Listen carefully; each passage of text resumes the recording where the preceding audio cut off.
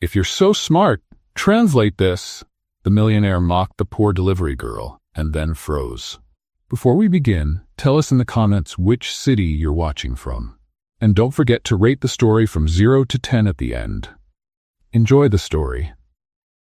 It took you long enough, said Adam Whitmore, not lifting his eyes from the papers in front of him.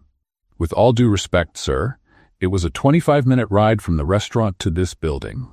Considering the traffic, the rain, and the fact I came by bike, I made it on time, the delivery girl replied, firmly setting the bag on the table. The silence that followed was colder than the air conditioning. A few executives frowned. One of them coughed, trying to break the tension, but no one dared to speak. Adam, the CEO, known as the ice brain of Wall Street, finally looked up from the contract. He stared at her with the cold eyes of someone used to judging the world through numbers and charts. "This isn't a fast food delivery," he said, opening the bag with a sigh of disdain. "We're in the middle of a crucial business meeting." The delivery girl, wearing a wet yellow t-shirt from the drizzle and a backpack still dripping, crossed her arms. "Ordering gourmet food doesn't mean it's going to drop from the sky," she said. One assistant let out a nervous chuckle. Someone kicked him under the table. Adam frowned. "Do you have any idea how important this meeting is?" "Not a clue. But I do have a feeling rich people get grumpy when they're hungry too," she replied, standing her ground. Adam looked at the young woman a little longer than he meant to. She wasn't the type to shrink in front of authority. Her eyes were sharp and unafraid, though the tired circles beneath them and her calloused hands, still holding her helmet, told another story. He picked up a bound document, its pages filled with technical Mandarin characters and notes. "You talk a lot. If you're so smart, help us out. Translate this," he said sarcastically, dropping the bundle on the table with a loud thump. "Go ahead, give it a shot."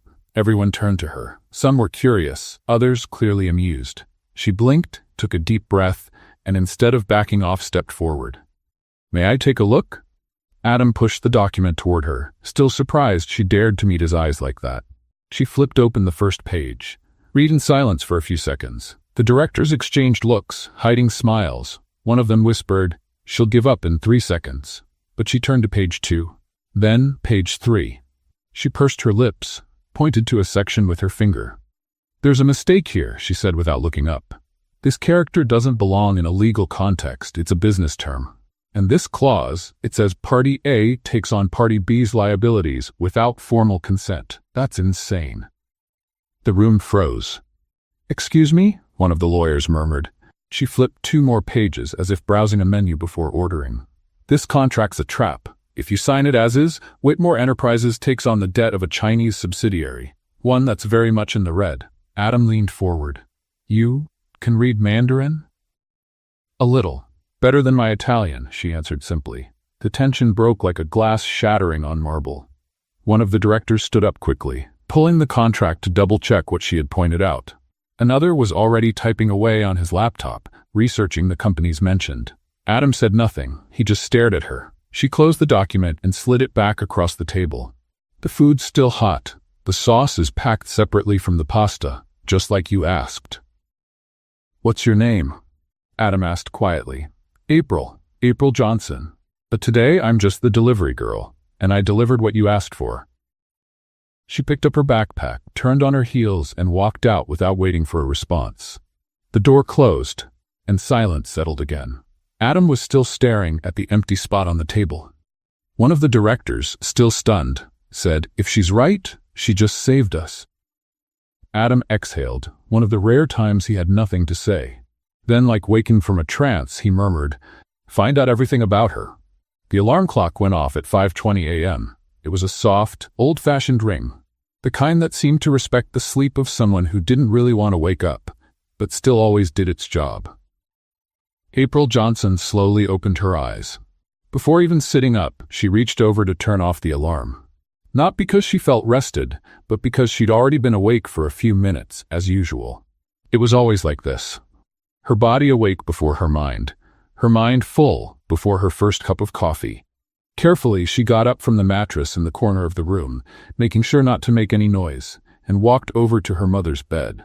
Lying there with an old blanket pulled up to her chin and breathing with some difficulty was Donna Johnson. Her eyes were sunken, her skin pale, and an oxygen tube cut across her face like an invisible line between past and present. "It's okay, Mom," April whispered, checking the oxygen and fixing the pillow. The small apartment in Crown Heights wasn't exactly a comfortable home, but it was the best they could manage. One bedroom, a cramped living room, a kitchen that barely fit two people at the same time. The bathroom had a shower that creaked as if complaining about being used. Even so, for April, it was enough, at least for now. She went to the kitchen, heated some water in the microwave, and stirred instant coffee in a cracked cup. She sat at the table, opened her fabric-covered notebook, and picked up a pen. Silently, she started copying sentences from the Russian grammar book she had borrowed from the public library. "Я учусь дома. I study at home." She repeated it softly, almost like a prayer. Her books, all from used bookstores or donations, were stacked in the corner of the living room. Dictionaries, grammar books, classic literature, philosophy, technical manuals. An entire world built around a mind hungry for knowledge. April had studied for 2 years at Columbia University, a literature program with a focus on linguistics. She had the best grades in the class, well-received presentations, and even a guaranteed spot in an exchange program to Beijing. But then came her mother's diagnosis: advanced pulmonary fibrosis. The scholarship didn't cover medication, rent, or medical care. So April made a decision few people could really understand. She withdrew from school, grabbed her resume, and started working. First as a waitress, then as a grocery store cashier. Now, an app delivery worker. She had 3 different shifts depending on the day. She started early, stopped to take care of her mom at lunch, and went back out until late at night. But she never stopped studying. During breaks between deliveries, she watched Chinese grammar videos, wrote down Italian verbs, and read academic articles about semantics. In her backpack, books sat next to food containers. The Brooklyn Public Library was her favorite place in the city. Not because it was quiet, but because of the silent promise the books made to anyone who opened them. You can still get there.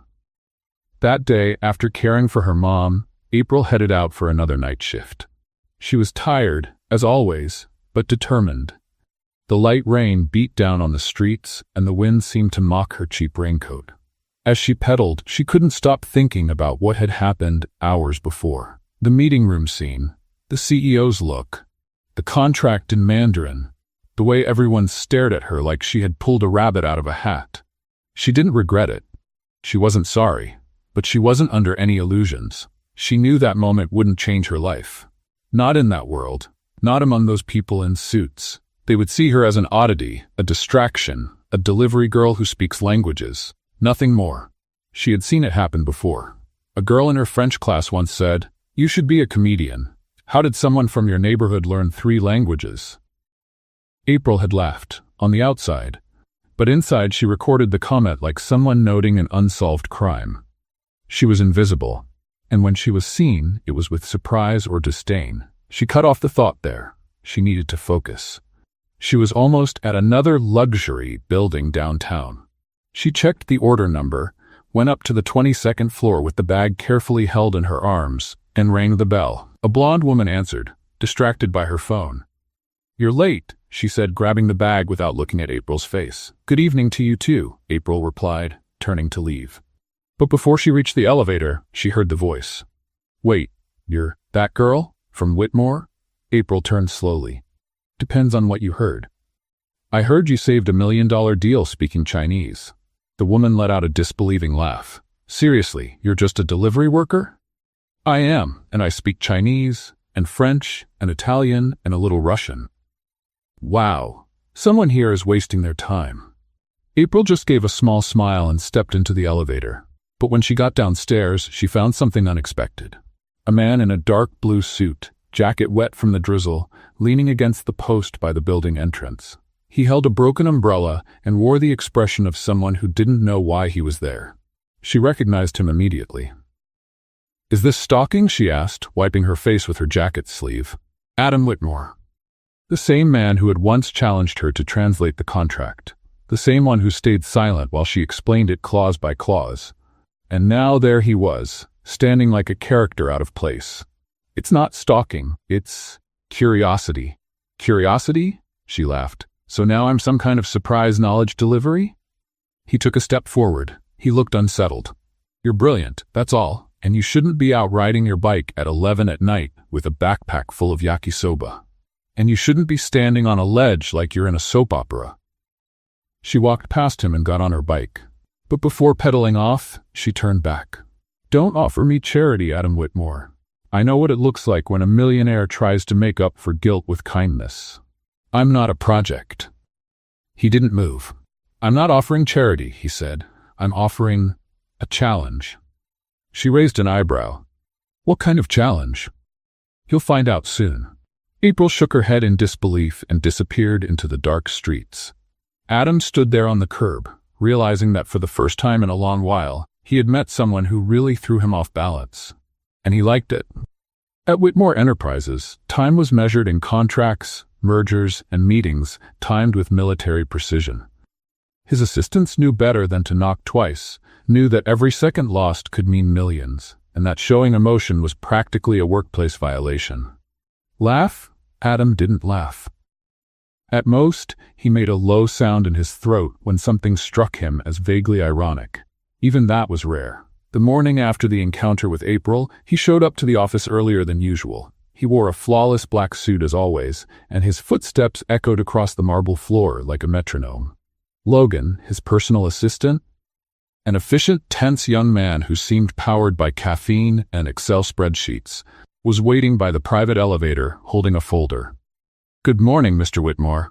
The Hoshin Group has called 4 times since yesterday. They want an answer about the merger contract with the Beijing branch.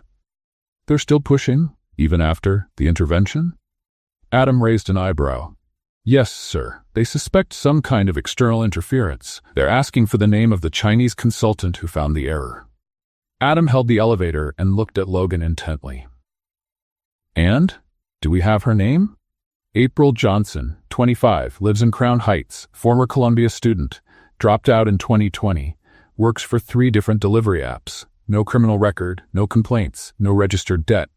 Adam didn't reply. He just pressed the button and let the doors close. The elevator rose in silence, but Adam's mind was racing. There was something about April he couldn't categorize. It wasn't just her absurd language skills or the sharp comeback she delivered in front of the board. It was her composure, her boldness, balanced with dignity. That unsettling sense that, for the first time, someone had disrupted the mathematical logic of his world, using nothing but words. That girl, she had disarmed him. And he hated feeling disarmed. But something about her pulled at him. Like a complex problem he couldn't leave unsolved. Except April Johnson wasn't a problem. She was an unpredictable variable. At lunchtime, Adam canceled 2 meetings and left the building without telling anyone. His driver was waiting, as usual, holding the door open.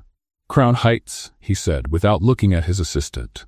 The car glided through Manhattan's wet streets into Brooklyn, across busy avenues, suspension bridges, and damp alleys, finally stopping in front of a faded storefront laundry. Nearby, there was an old red brick building where the windows looked like crooked teeth. Adam looked up and saw a slim figure cleaning the window with a blue rag. It was her. Wait in the car, he told the driver, stepping out. He climbed the stairs of the old building and knocked on the door of the 3rd floor. Nothing. He knocked again. The door opened. April stood there with her hair in a messy bun, wearing an old gray Star Wars t-shirt and holding a bowl of soup. The surprise on her face lasted less than 3 seconds. What is this? A secret UN mission? I came to talk, Adam said, not sounding very sure. Right, you, a billionaire CEO, randomly show up at a delivery girl's falling apart apartment. What is this? Some new Banksy piece? I don't usually do this. Good thing. The press wouldn't like it. Are you always this sharp? Only with people who show up uninvited. Silence. She opened the door a little more. Come in before the neighbors think I'm trading stocks in the hallway. Adam walked in. The room was small but tidy. There were books everywhere, some stacked, others open with bookmarks.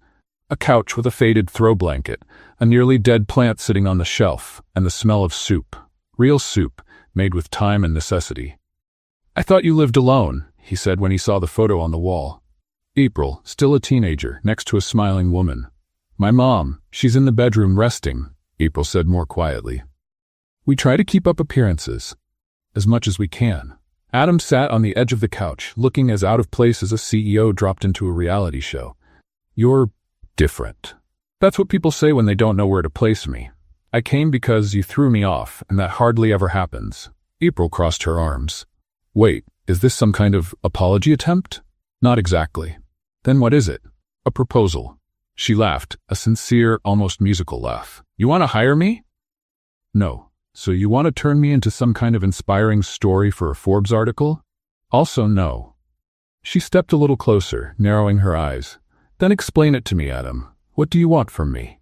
He paused for a moment, then answered, I want to understand how someone with your mind chooses to be invisible. That caught April off guard.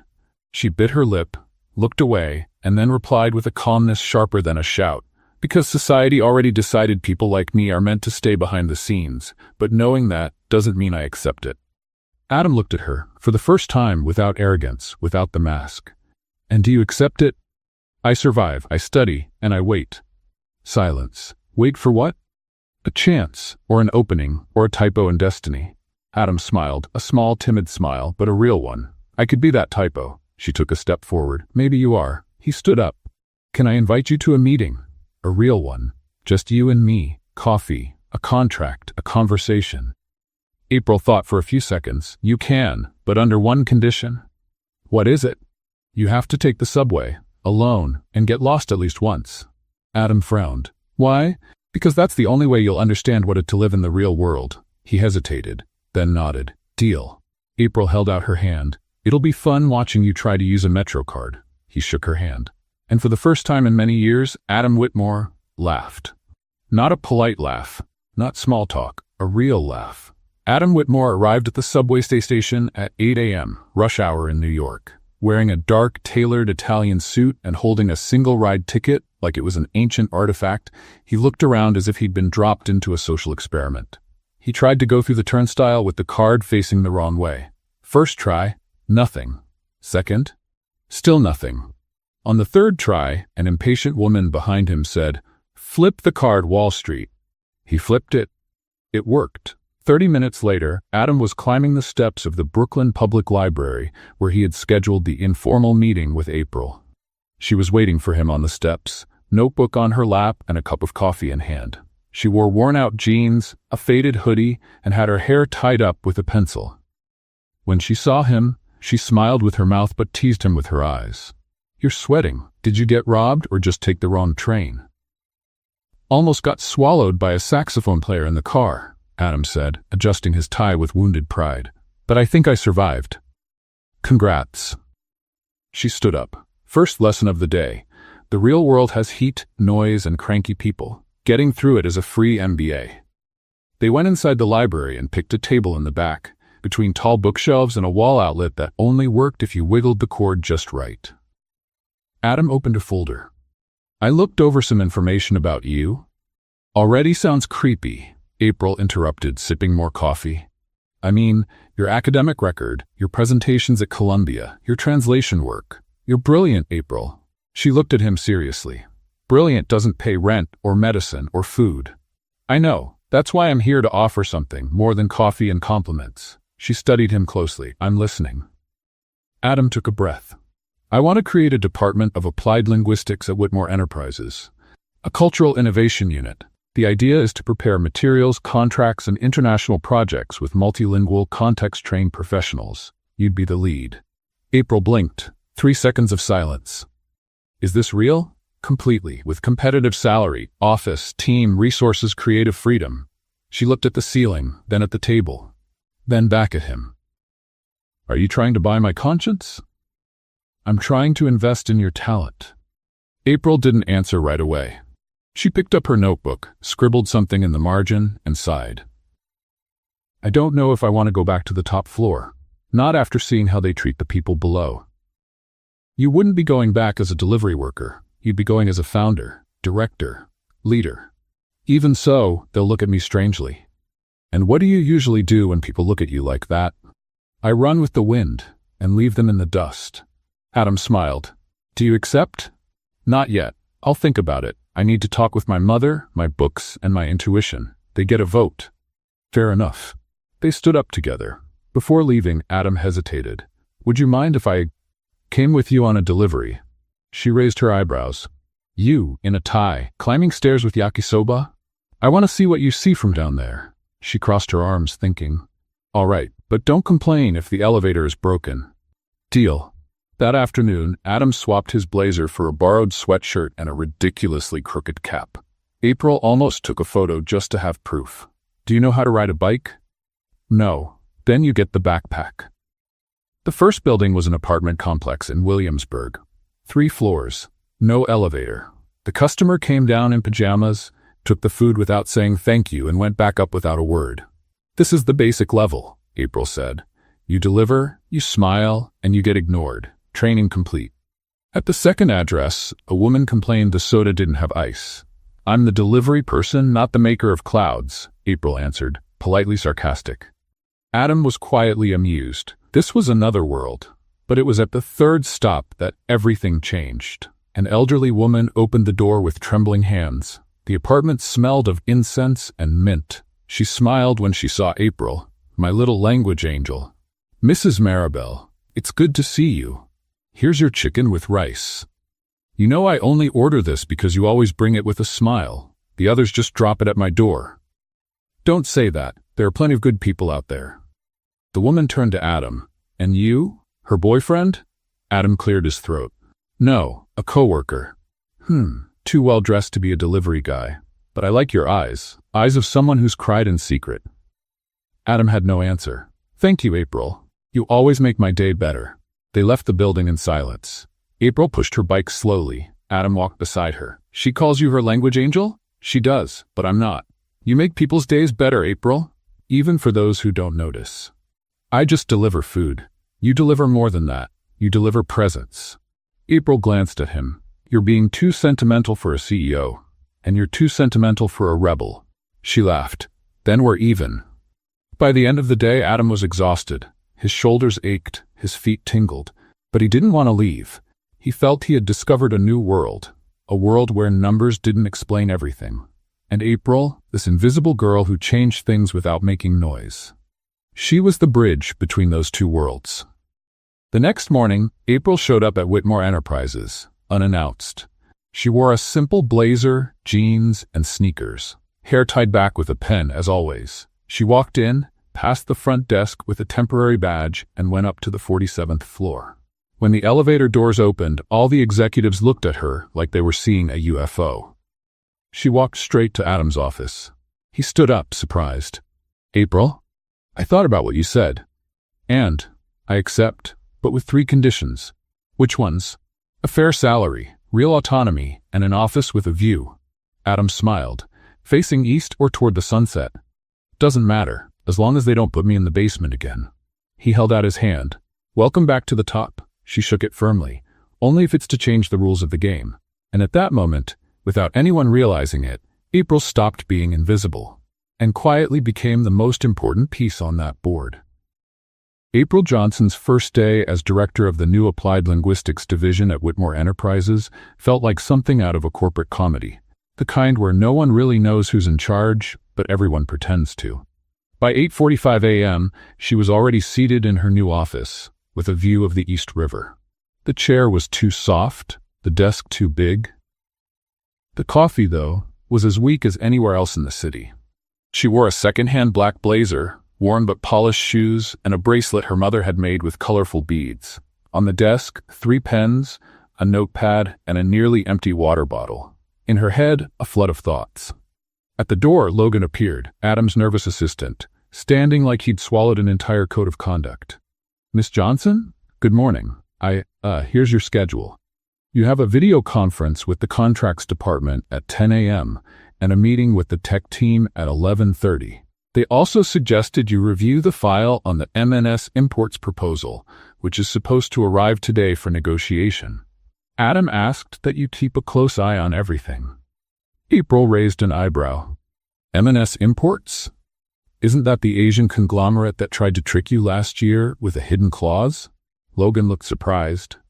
Yes, exactly. But how did you know that? I read the report from their last attempt. It was misfiled. I found it last night while digging through the intranet. The folder was in human resources, probably by accident or sabotage. Who knows? Logan looked at her like he had just met a talking panda. Well, good to know. She gave a half smile. Breathe, Logan. You always look like you're 5 seconds from bursting. He gave a nervous smile and walked out. April turned back to the screen. She opened the incoming files and started reviewing the M&S imports documents.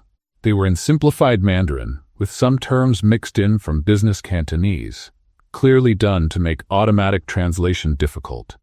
But she read them like someone enjoying a good recipe book. A little after 11, Adam appeared at the door. He wore a light gray suit and a cautious expression. I saw you accessed the HR system at 2 in the morning. Yes, and before you ask, it wasn't espionage. I just like digging in the drawers no one cleans. And did you find anything? I found a hidden clause in M&S's new contract. If we sign it, we lose the right to unilaterally cancel in case of currency fluctuations, which would basically tie us to them for 5 years, even if the dollar crashes. Adam frowned. That clause wasn't in the English version. Of course not. They wrote it so it only shows up in the combined character version. It's a tactic known as liuzi kangduan, hiding clauses through cross-referencing. Very rare and very sneaky. Adam leaned against the doorframe, arms crossed. And you caught this on your own? With some coffee and the leftover frustration of being called just a delivery girl. Silence. Adam studied her for a moment, then nodded. Go to the meeting at 3. Bring this with you. Don't hold back. I thought that was your job. Today it's yours. At 3 sharp, April walked into the Whitmore Towers meeting room with a tablet in hand and a calm expression. The M&S executives were already seated. 3 men in expensive suits, fake smiles, and shiny leather briefcases. The company's official translator was seated beside them. But April didn't let him start. We can do this in Mandarin, if that's all right with you. The 3 looked at each other. One of them muttered, We weren't expecting that. No one expects a storm until it hits, April replied. The presentation began. The M&S team tried to dance around the clause. They spoke fast, used technical jargon. One even swapped a character for another on purpose, changing the paragraph's meaning. April not only noticed, she stopped them. Excuse me, but that the term here isn't yin-he, legal alignment, it's ying-he, forced compliance. That changes the entire agreement. The men went quiet, and this clause, paragraph 4.2.7, was left out of the English version. It refers to losing the right to cancel if the currency reference index goes over 7%. That's serious. Adam, seated at the back of the room, had remained silent since April walked in, and he didn't need to speak. April owned the room. I propose a new version of the contract. Clear, bilingual, ethical, or we can end this now. The 3 M&S executives exchanged looks. One closed his folder. Another simply said, We'll be back with a different proposal. They left the room, visibly frustrated. The rest of Whitmore's board turned to Adam, as if looking for confirmation that this really just happened. He stood up slowly, walked over to April.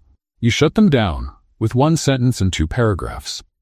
I just read what was there, without fear, and pointed out what no one wanted to see. There's a name for that, April said. It's called functional invisibility. We see what the powerful don't, because we live on the floor where the crumbs fall. Adam didn't answer right away, but as he left the room, he turned and said, You just saved this company from losing tens of millions. And are you giving me a bonus for that? No, I'm giving you a bigger challenge. Typical. She smiled. So did he. In the days that followed, April became a hot topic in the company hallways. Some called her a hidden genius, others Brooklyn's prodigy. Of course, not everyone was a fan, especially those who lost influence in space because of her. But April didn't care about labels. She cared about results, and about her mother. Every night, she came home, warmed up some soup, read aloud from books to Donna, and shared with a good sense of humor the absurdities of the corporate world. Today someone asked if I was self-taught or just full of myself, she said one evening. And what did you say? Her mother asked, smiling with her eyes. That I was both. Proudly. Donna laughed, then coughed a little. April gently held her hand. One day, Mom, you're going to see me teaching French on a stage. and you'll get a standing ovation." April kissed her mother's forehead and smiled. "Or they'll say I'm too dramatic. But that's okay. I was born for the spotlight." The next morning, when she got to the office, there was a note on her desk. "Mission accomplished. New mission awaits. Meeting room 3B. Bring your sense of humor and your best language. Signed, Adam." She rolled her eyes but went. Meeting room 3B was the smallest space in Whitmore Enterprises. Technically a quiet co-working area with 3 uncomfortable chairs, a broken projector, and a stained wall no one ever bothered to repaint. April walked in expecting a corporate trap. Instead, she found Adam with 2 coffees, an open laptop, and a city map spread out on the table. "Good morning," he said without looking up. "Good morning? It's 7:43 a.m. This should be illegal." "I thought geniuses didn't sleep." "They don't sleep much, but they dream big," she shot back, pulling up a chair. Adam pointed to the map. "The Social Projects Department is trying to partner with local nonprofits. The problem is, most of the contracts are poorly written, ambiguous terms, legal mistakes, and clauses that create conflict. And you want me to fix everything? I want you to go there, see it for yourself, understand the language they use, literally and emotionally." April stared at the map. "You want to take me out of the air conditioning and send me into under-resourced neighborhoods? I want to take you down from the pedestal they've put you on since the last big contract. Geniuses need to remember where they came from." She gave a sideways smile. "I never forgot." "You did, Mr. CEO with a driver and gourmet coffee. That's why I'm going too." She raised an eyebrow. "Seriously? I'll take the subway. I'm an expert now." "Careful. Pickpockets wear suits these days." Their first stop, a nonprofit called Words That Save, located in an old-school building in the Bronx. It served at-risk children and newly arrived refugees. For many of them, English was their 4th or 5th language. April walked in like she was coming home. She greeted an older Haitian woman in French, helped a Pakistani child with homework in Urdu, translated an urgent message for a crying Nigerian girl who didn't understand where she was. Adam watched her silently. She wasn't putting on a show. She wasn't waiting for praise. She was serving, truly. By late afternoon, they were sitting on the sidewalk, eating 2 stuffed pitas from a street cart. "You're remarkable," Adam said sincerely. "I'm what the system didn't expect, and what I didn't predict." She wiped her fingers with a paper napkin. "As a CEO, you see charts. I see faces. Numbers lie. People don't." Adam was quiet for a moment. "Why didn't you go back to Columbia?" She sighed. "Because my mom got sick. Because scholarships didn't cover medication. Because the electric bill came due before the semester ended." "I could pay for your studies now. I don't need you to pay. I need you to fix the system that makes people like me choose between a degree and dignity." The next day, April was called into an urgent meeting with the company's legal department. When she arrived, she found 3 lawyers, a contract on the table, and a pile of baseless accusations. "They're saying you violated policy by representing the company in external environments without formal authorization," said the lead attorney, a man with a neatly trimmed mustache and a cold stare. "I represented dignity, not the company," April replied. "That could lead to legal action." She crossed her arms. "You know what costs more than lawsuits? Ignoring reality." Adam walked in the doorway. "Everything okay here?" "Apparently not," April answered. "They're trying to silence me for doing more than what my job description allows." Adam looked at the lawyers. "You're dismissed, now." They left, clearly unhappy. Adam walked closer to April. "They have no authority to intimidate you, and if they did, they just lost it." She looked him in the eye. "Are you really going to back this?" "I'm going to back you." That night when she got home, April found her mother having a coughing fit. The oxygen tube had come loose. She called the emergency service, helped stabilize her, sat by the bed, hands shaking. "I can't lose you now, Mom," she whispered. Donna squeezed her hand tightly. "You're flying, my girl. I just want to see where you'll land." 2 days later, Adam invited her to a casual event on the company rooftop. April showed up wary in a denim jacket and black pants and found a group of young people from different parts of the world, all from the NGOs they had visited. On a big screen was the new project the company had launched, Whitmore Voices, a program for support, education, and translation for refugees and language minorities. April looked at Adam. "Is this real?" It's yours. I just signed it. She blinked, swallowing back tears. And how did you get this past the shareholders? By lying a little. I called it a strategic cultural expansion initiative, but really, it's the truest project I've ever done. April stepped closer. You're changing. You made me. She smiled, and you did the same for me. He looked her in the eyes. What do you think about going further? Further than what? Further than the meeting room. Further than reports. Further than you're different. April took a deep breath. That sounds dangerously like feelings. What if it is? She moved closer, her eyes shining. Then we'll need to negotiate the terms. And the clauses. Just one, absolute honesty. They smiled. And in that moment, with no signed contract, no witnesses, no badges or suits, they made the biggest agreement of their lives. A group of young people came over shyly. Are you the girl from the project? Asked a girl with colorful braided hair, maybe around 12. April crouched down and smiled. I'm one of them, but you all will be the stars from now on. The girl smiled, holding a flyer with Your Voice Matters in 5 languages. Do you speak all of these? I speak a little, but what matters is listening. The girl gave a thumbs up. You're nice, just like my teacher in Ethiopia. April laughed. That's an honor. I hope one day I deserve that comparison. The child ran back to the group. Adam, beside her, watched with an expression he rarely showed, genuine calm. Not the kind that comes after a signed contract, but the kind that only comes when you know you did the right thing. I wonder, he began, holding an iced tea, how something that started with lunch on the sidewalk can turn into a global project. It starts with pita bread and ends with courage, April said, and a little insomnia and anger at the system. And lots of faith, she looked at the sky. Faith too, but faith with action, he nodded. Can I ask you a hard question? You already started. Do you believe in me? She slowly turned to look at him. No, not yet.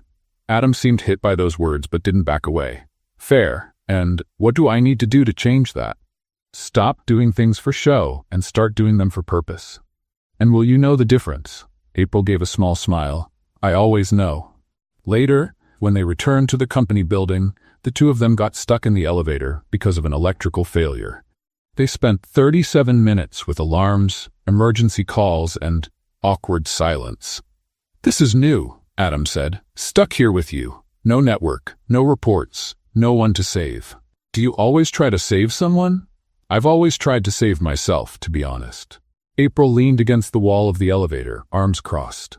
And is it working? I don't know, but today I don't recognize myself as much as yesterday, and that might be a good sign. Or it might be an existential crisis. Have you ever thought about being a motivational speaker? I once thought about being an astronaut, if that helps. They both laughed. The elevator slightly. Adam stepped a bit closer. You know, this whole project, this mission, this change, it wouldn't have happened without you. I know, and that's exactly why I'm still here. What do you mean? Because if I leave now, I lose the chance to change the top. But if I stay, I risk becoming what I fought so hard against. Adam looked at her seriously. I won't let that happen. She turned her gaze away. You can't promise that. No, but I can fight beside you. The elevator came back to life with a jolt and the lights came on. The doors opened, but the two of them stayed there, just a moment longer than necessary. The next evening, April went back to visit the Words That Save NGO. It was the graduation for a small group of young refugees who had learned English and were getting ready to enter public school the following semester. She was called up to hand out the certificates. At the end, one of the students, a 16-year-old girl named Zara, read a note written with help from the volunteer translator. When I got here, I didn't even know how to say hello. Now I want to become a lawyer, because the lady who spoke like me made me believe I can. April held the paper and cried, without fear, without shame. Donna, her mother, watched from the front row with an oxygen tank beside her and a look of pure pride. At the end of the event, the two of them hugged. I saw you shine, my daughter, Donna said. It was just a spark. But even the sun starts that way. Later that day, back at home and changing clothes, April got a message from Adam. Tomorrow, rooftop, 8 a.m. facing east, bring courage. She looked at herself in the mirror. For the first time in months, she liked what she saw. Not because of the clothes, not because of the hair, but because of the woman standing there, whole. She smiled and replied, "I'll be there." She laughed to herself. She knew something important was coming, but she had no idea what he was about to say or how it would change everything. The sky over New York was turning orange when April arrived at the rooftop of Whitmore Enterprises.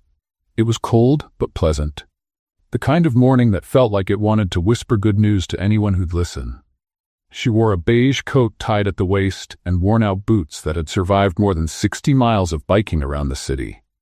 Her hair, pulled into a loose bun with a blue pen, moved gently in the breeze. Adam was already there. He wore a light blue shirt, no tie, unusual for him.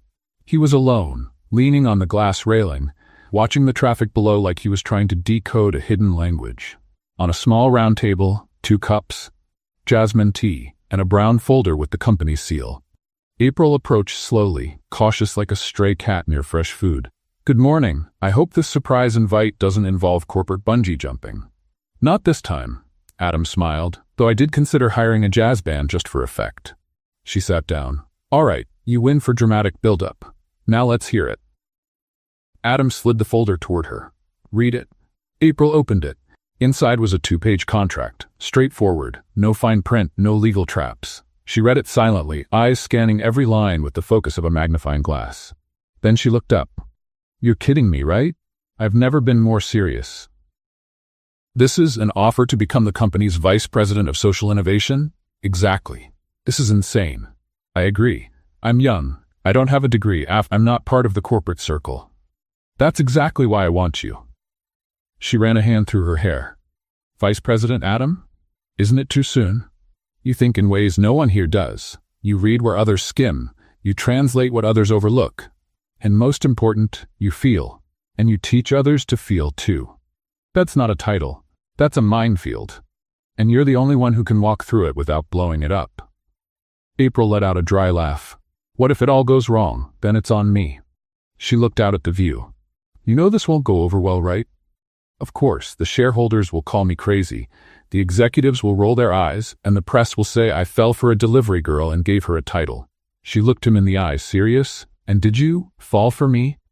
Adam held her gaze, thought before answering.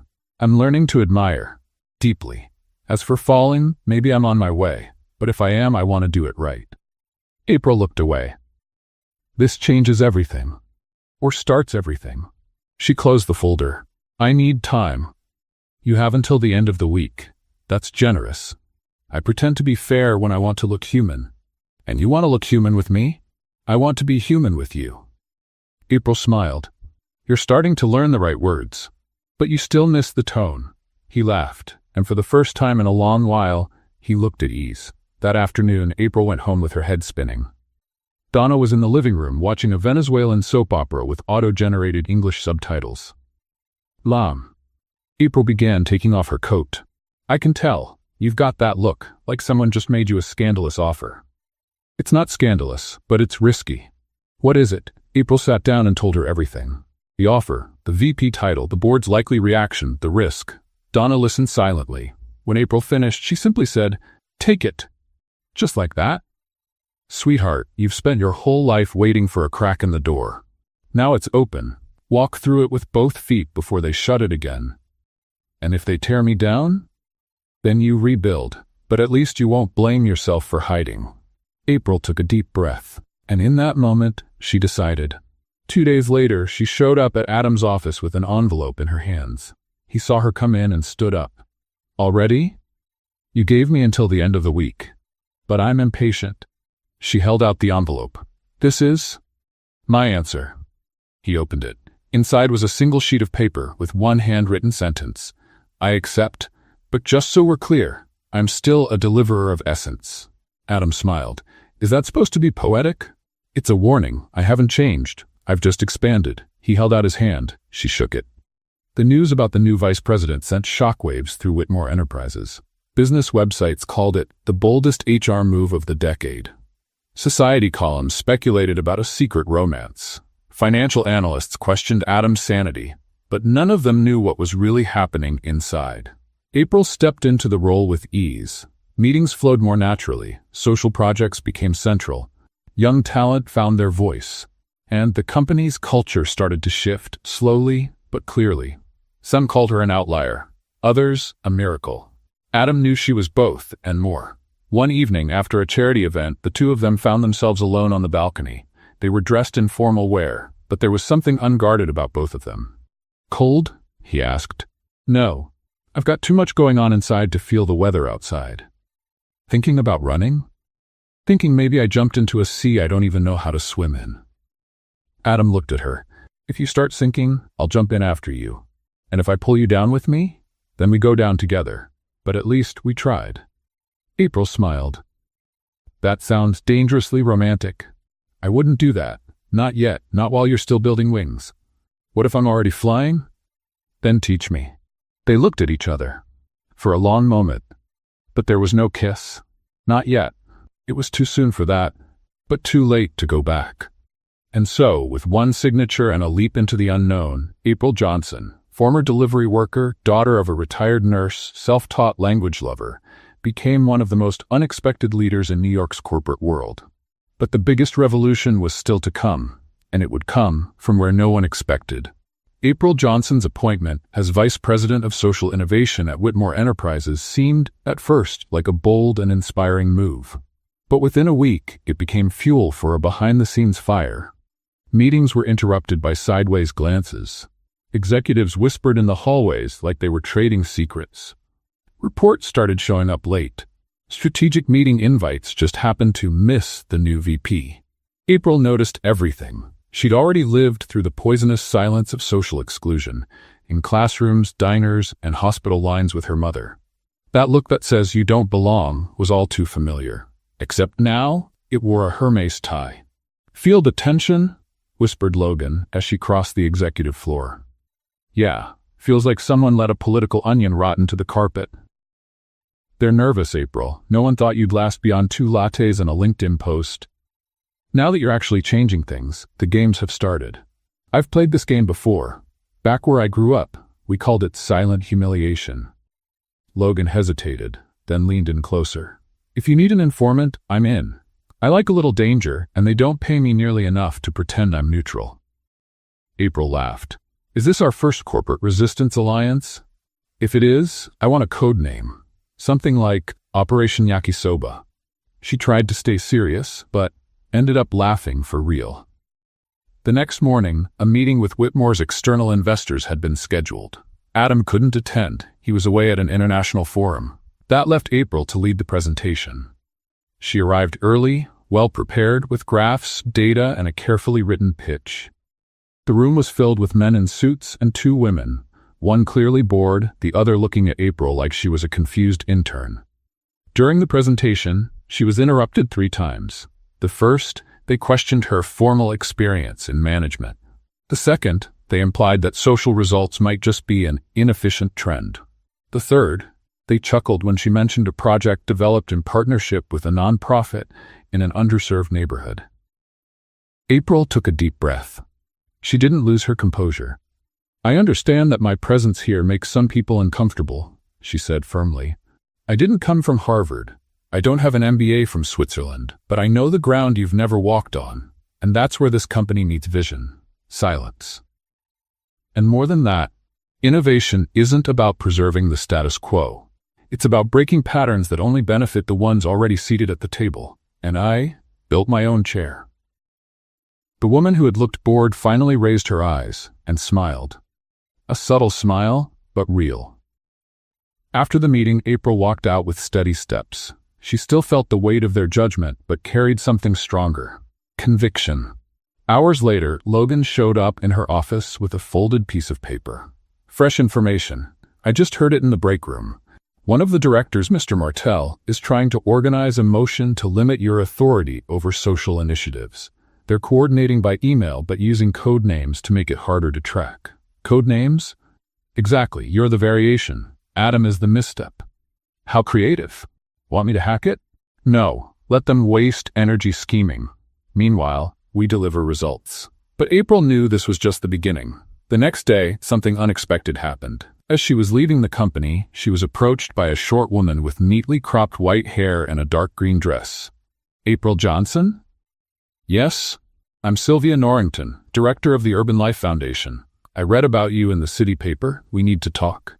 April didn't know if she should defend herself or say thank you. Sylvia smiled. "Relax. I'm not here to sabotage you. I'm here to offer a partnership." 2 hours later, they were sitting in a simple cafe in Harlem. Sylvia was direct, smart, and had no patience for niceties. "We work with displaced families, immigrant women, and LGBTQIA+ youth who've been kicked out of their homes. We build support networks, but we're missing structure, connections, and a platform. And what do you want from me? I want you to use your new position to open doors.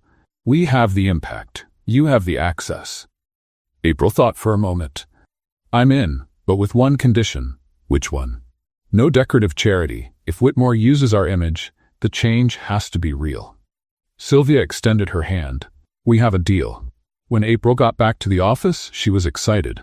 But she was met with an email titled, "Skills Review, Sector Restructuring." Inside, a cold message. "Based on recent performance feedback and concerns about decision-making centralization, we ask that the Social Innovation Vice Presidency now report directly to the Executive Board." Translation: they were trying to strip April of her authority. In practice, it was a power grab. She closed the laptop, looked out the window, and sent a short message to Adam. "They're playing dirty. We need to talk when you're back." Minutes later, he replied with a voice message. "Hold on. I'm at the airport already. We're going to turn this around." But April didn't wait.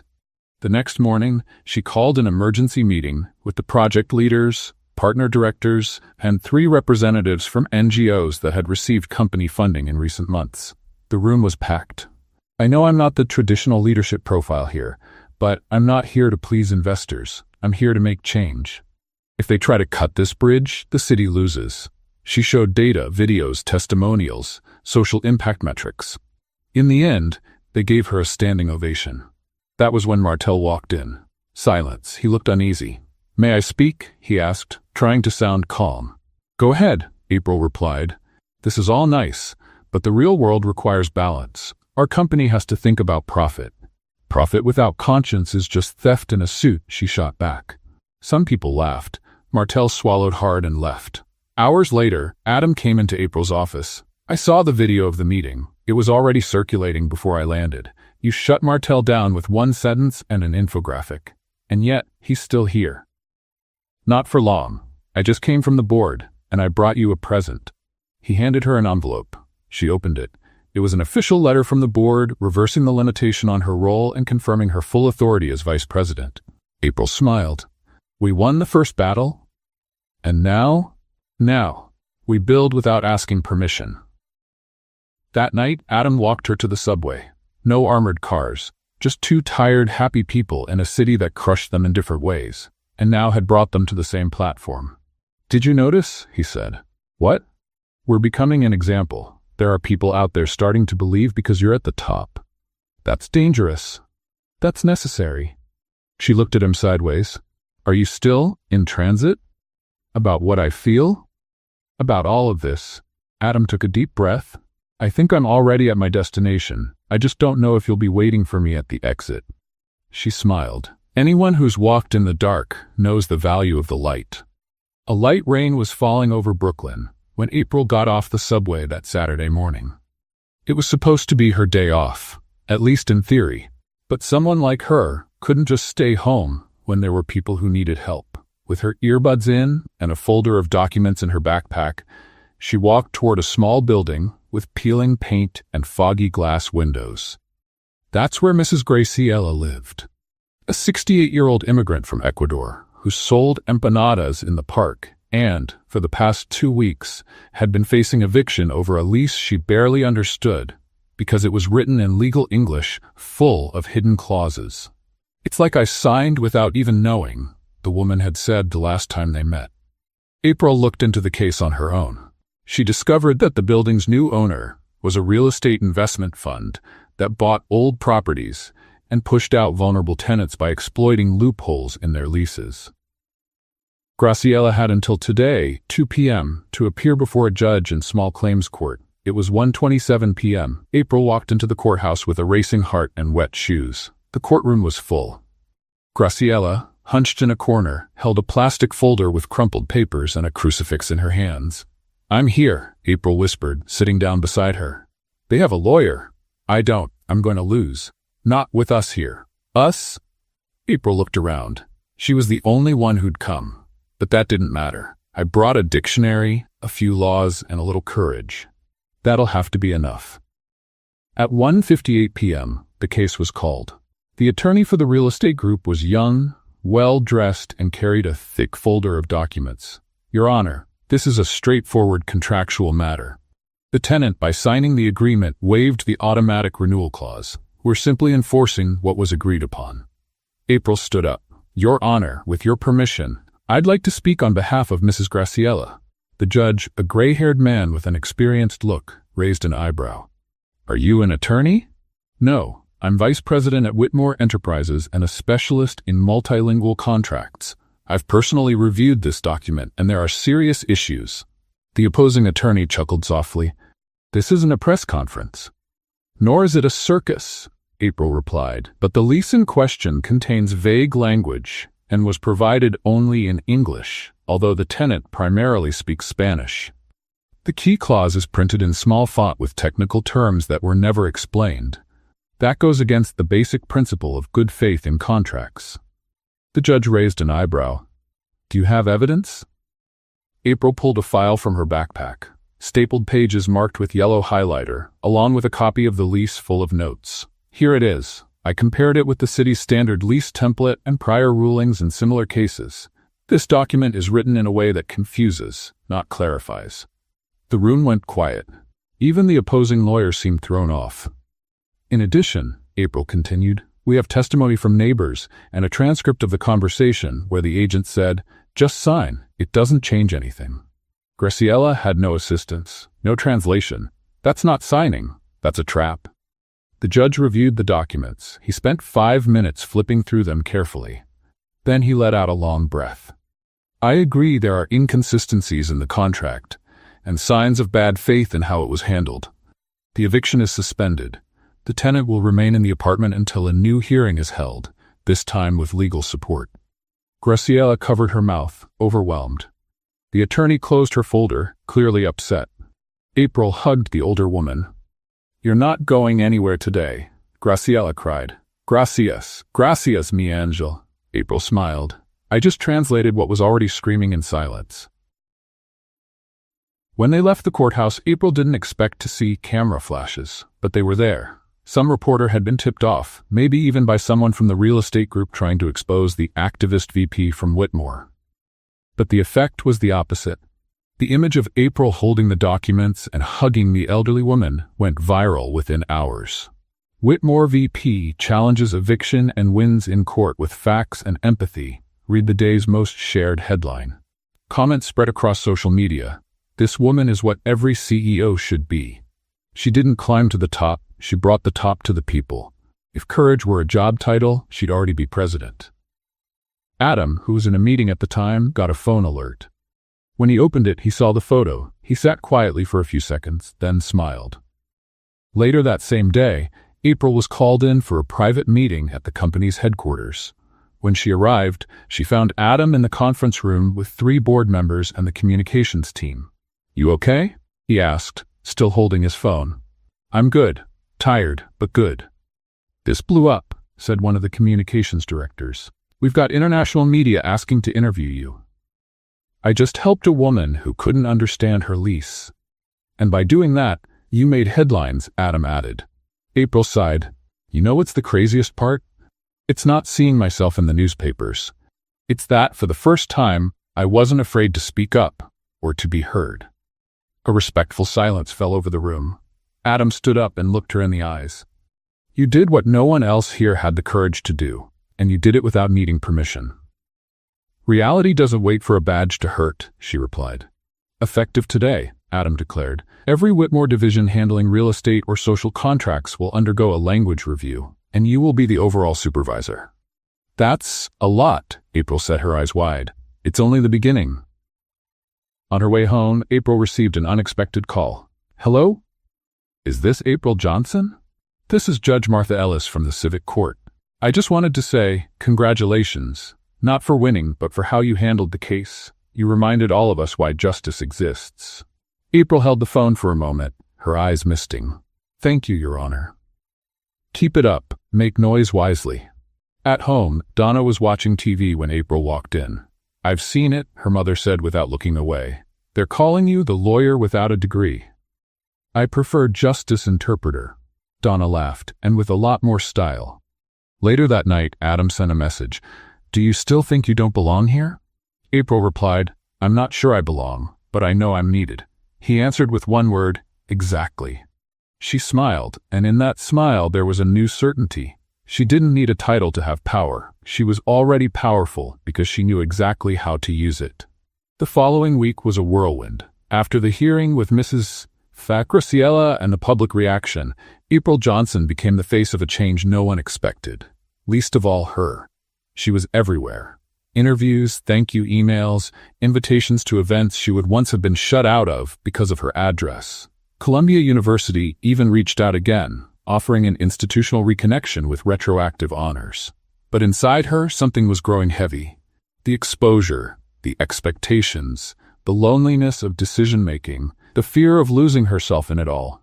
It felt like, instead of growing into the role, she was shrinking under the weight of representing thousands of invisible voices, without ever making a mistake, without ever failing, without being allowed to just be human. On Tuesday morning, she looked at herself in the company restroom mirror and saw a tired face. Sunken eyes, hair hastily pulled back, an expression that no longer matched the girl who used to bike the streets with a backpack and courage in her heart. She returned to her office, sat in her swivel chair, and stared out at the city. New York hustled on, indifferent. Donna was worse. Hospital visits were becoming more frequent. April barely had time to breathe, let alone care for the woman who had given her everything. She picked up a piece of paper and began writing by hand. "Dear members of the board, thank you deeply for the opportunity you've given me. But at this moment, I need to remember who I am and go home." She signed it, folded it, and put it in her pocket. That was it. Time to leave. That night, she walked home slowly. When she entered, she found Donna asleep on the couch, the oxygen tank beside her and a blanket over her shoulders. She sat down carefully, not wanting to wake her, and just stayed there, watching, listening, feeling. Her phone buzzed. A message from Adam. "Can I see you?" She hesitated, then replied, "Tomorrow. Afternoon, the park bench across from the building. No suits." The next day was overcast. April arrived first. She sat on the bench, arms crossed, staring at the buildings ahead as if they were unreachable peaks. Adam showed up exactly on time, in dark jeans, a simple shirt, and sneakers that clearly weren't his usual style. "I like the disguise," she said without taking her eyes off the street. "I'm trying to look human, remember?" Silence. She took the envelope from her pocket and handed it to him. "What's this?" "My letter of resignation." Adam read it slowly. When he finished, he folded it carefully and slipped it into his shirt's inner pocket. "Why now?" "Because I'm tired of being a symbol. Sometimes I just want to be me." "You don't have to leave to be that." "Yes, I do. I climbed this mountain by motorcycle, but now it feels like they're asking me to pilot a plane without instructions." "They didn't give you instructions because no one has ever reached where you've gone, April." "But I don't want to be a pioneer forever. I just want to breathe." Adam took a deep breath. "What if I ask you to stay?" "I'd be like everyone else, trying to convince me I'm more useful alive than free." "No," he said. "I don't want you to stay for the company, or for the cause, or for me. I want you to stay if you want to build something with me." For the first time that day, she looked him in the eyes. "What do you mean by that?" He sat down beside her. "I tried to hold back. You had so much going on, and I thought it would be selfish to get close. But I fell in love with you." April swallowed hard. "That's not fair. I know, but it's the truth. You're my boss. I used to be. Now I'm just a guy on a park bench, talking to the most incredible woman he's ever met." She laughed, but there were tears in her eyes. "And what if I told you I feel something too, that my heart races every time you walk into a room? Then we'll run together. And what if I lose myself in the middle of all this? I'll help you find your way. And if I get lost, you'll show me how to get back." She was quiet for a long time. Then she took the envelope back from his hands. I'm not going to tear it up, but maybe I'll hold on to it for now. That's enough. He held her hand. You don't have to decide everything right now. Just breathe. And she did, for the first time in days. Deeply, slowly. Good thing you didn't show up in a suit. I might have punched you. Lucky I'm in jeans. And those sneakers, hideous. And still, you like me. She shook her head. Idiot. Vice President, idiot. Exactly. They laughed together. And in that moment, no kiss, no background music, no grand promises, they knew. Something new had begun. The next day, April returned to the company. She didn't announce her decision. She just walked into the office as if she had never left, and everyone respected that. The looks changed. The smiles were warmer. Even Martel, her toughest critic, now treated her with a forced politeness that was almost funny. That afternoon, while she was typing a report, Logan came in with 2 cups of coffee. So, are you staying? For now? And Adam? For now too. So it means for now could become forever, but only if it's light, only if it's real. Logan smiled. I knew you were smart, didn't know you were a poet too. Don't spread that around, it might ruin my reputation as the contract wizard. That night, she went home and found Donna awake. You're back? I'm back. And any news? April took the letter, now folded several times, and placed it at the bottom of a drawer. Just one thing for sure. What's that? That my place is exactly where my voice still makes people uncomfortable. Donna smiled. Then make them uncomfortable with love. On her office computer, April created a new folder, Internal Revolution. Inside it, she started a new document. Title, How to Change the World Without Losing Yourself. First line, start with a backpack, a dream, and a sharp tongue. Then, find someone who believes. And never stop. It was a warm Friday in New York. Not the kind of heat that melts asphalt, but the kind that comes with late spring. A heat that smells like hope. The trees in front of the Words That Save Foundation were blooming, and the whole neighborhood seemed to hum with quiet anticipation. April was nervous. More than she'd ever been in a board meeting or on TV. The NGO was holding the closing ceremony for the Whitmore Voices program. The one she had helped create, shape, and expand. Now, 6 months later, it was the first graduation.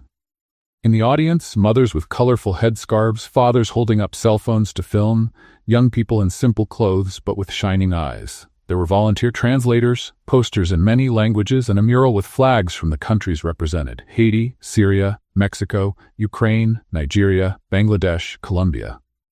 And in the middle of it all, April. She wore a dark blue dress with loose sleeves and her hair in a side braid. No heels, no heavy makeup. She wanted to show up just as she was, authentic, seen. She was there as a mentor and as living proof that breaking through the no-place barrier was possible. Next to her were Sylvia Norrington, the NGO director, and 3 Whitmore board members. But Adam wasn't there. He had traveled that week to a conference in Zurich. He had sent a message of support. But April felt his absence like a space left open in her chest. She tried not to dwell on it. Ready? Sylvia asked. April took a deep breath. I always was. People just needed to believe it. She stepped onto the stage, holding the microphone with both hands. The makeshift auditorium went silent. 6 months ago, this project was considered a risk.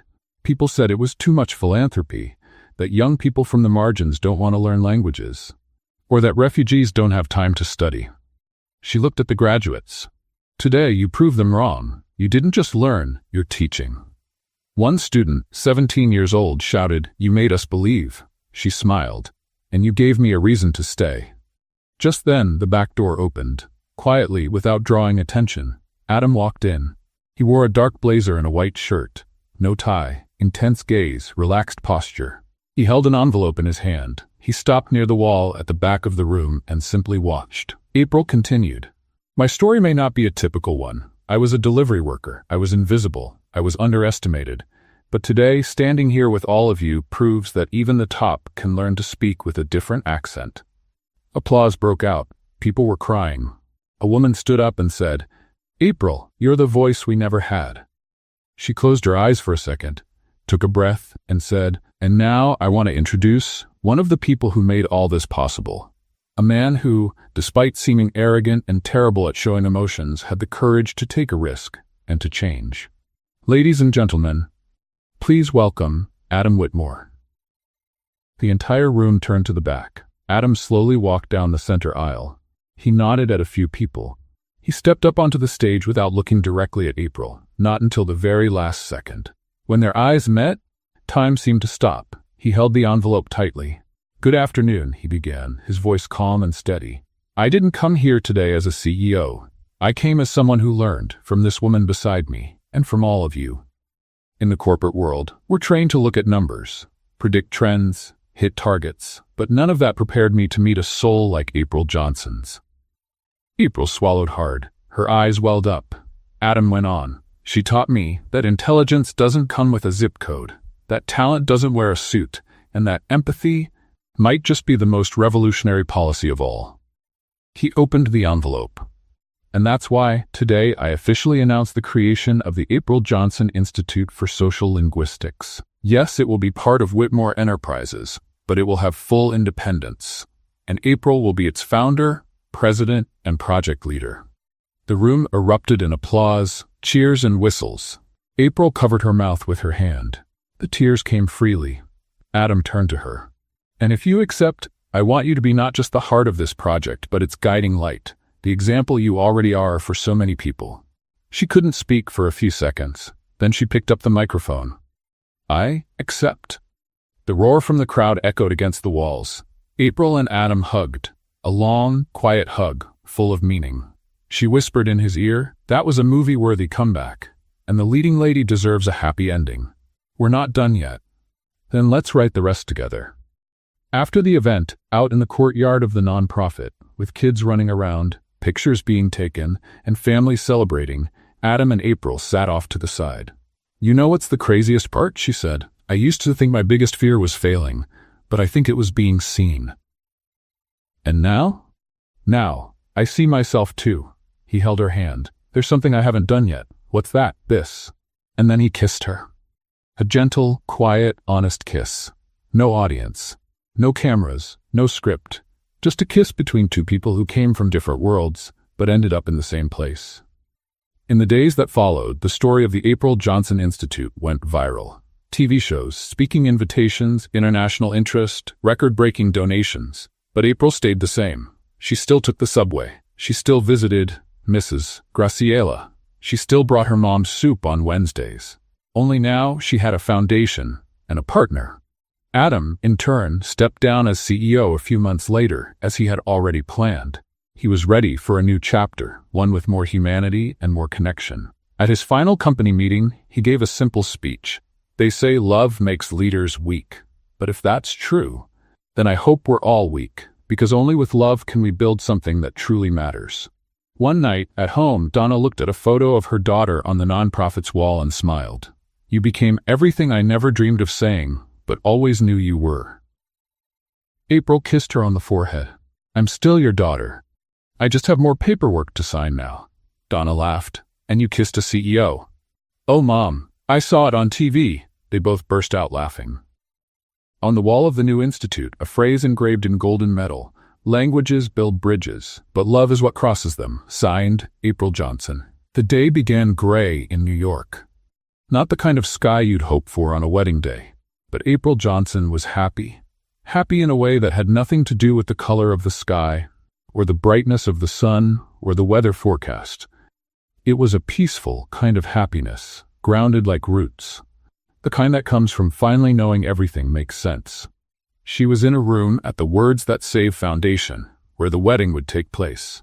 She had decided she wanted something simple. No fancy hotels, no golden chandeliers, no red carpets.